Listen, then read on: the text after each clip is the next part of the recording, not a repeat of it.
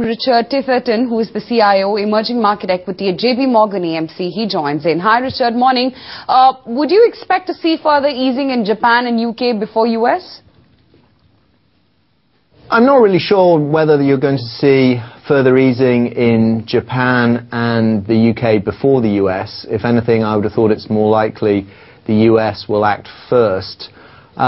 Obviously, there's a pretty direct linkage between emerging markets and US monetary policy.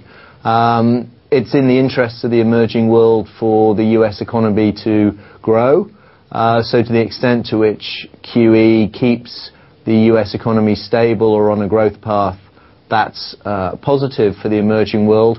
But as we've seen over the last 6 or 12 months, there's also an inflationary consequence of very loose US monetary policy. So there's a good and a bad element to QE3. What are the similarities and differences that you're drawing between the 2008 equity fall and the present one? Because most people say that these two are not comparable. What's your sense? Well, I think the similarity is the fear that is evident amongst global investors, and you can clearly see equity markets reacting more to fear and sentiment than to fundamentals. I mean, particularly in the emerging world, generally corporate earnings are good. So I think fear is the common factor in any crisis. I mean, in terms of the differences, I mean, obviously it's a sovereign debt concern this time rather than a financial market concern. I think in 2008, the main worry was about financial markets freezing up. We shouldn't have that concern this time. But ultimately, you know, the two crises are connected because it's about excess debt in the developed world. Richard, so let's chat about India. I mean, do you think valuations of India on a relative basis are looking now attractive? And can we receive more fund flows versus the US-dependent markets like Korea? Oh, yes. I think there's much more of a domestic growth story in India than there is in Korea. I mean, obviously, if you think that the US is going to be stagnant for a long time, you want to own domestic emerging market stories such as India rather than export-orientated stories. So what happens next? You think that the US slowdown would make a case for avoiding entry into certain pockets? Let's talk about the Indian IT space. How do you play that sector? Well, the IT sector is obviously exposed to the developed world and America in particular, to the extent that corporate America continues to focus on efficiency and cost cutting. Indian IT companies are a beneficiary of that. Some of them are extremely well managed, very stable, very cash generative businesses. Those kind of businesses are attractive. I think I'd rather own more domestic plays in India rather than the IT sector.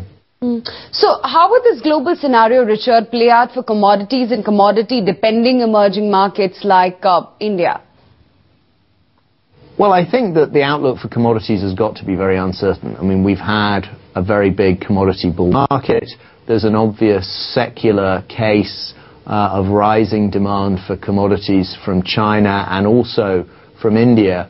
But clearly, if you are negative about growth in the developed world, that's going to hit commodity prices.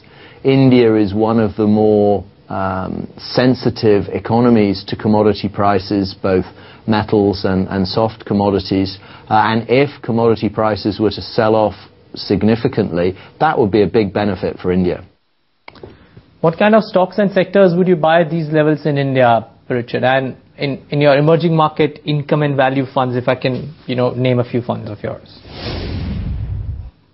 Well, from an emerging market income perspective, India is not a particularly interesting market. Dividend yields are still not very attractive in India. From a value perspective, I think things like the auto sector is now trading on much lower multiples than it has done historically, and also some of the state banks also trade at very low multiples. So I'd highlight those two sectors. Richard, many of the Indian marquee infrastructure names are trading significantly below their replacement costs. Now that rates are peaking, would they form a part of your infra fund?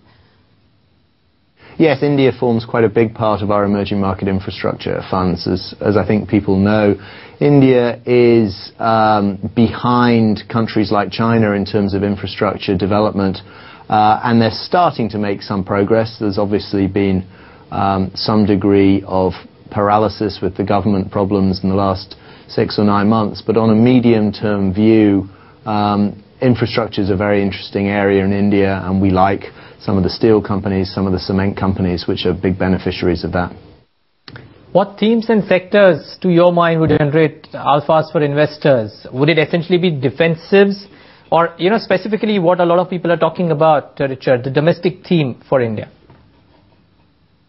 I wouldn't necessarily say defensive plays, but I do think you want to invest in domestic companies. You want to invest in the growth of the Indian economy and rising prosperity across the subcontinent. And so I think the best returns are going to come from companies that are best positioned to benefit from a resurgence of the domestic growth story in India.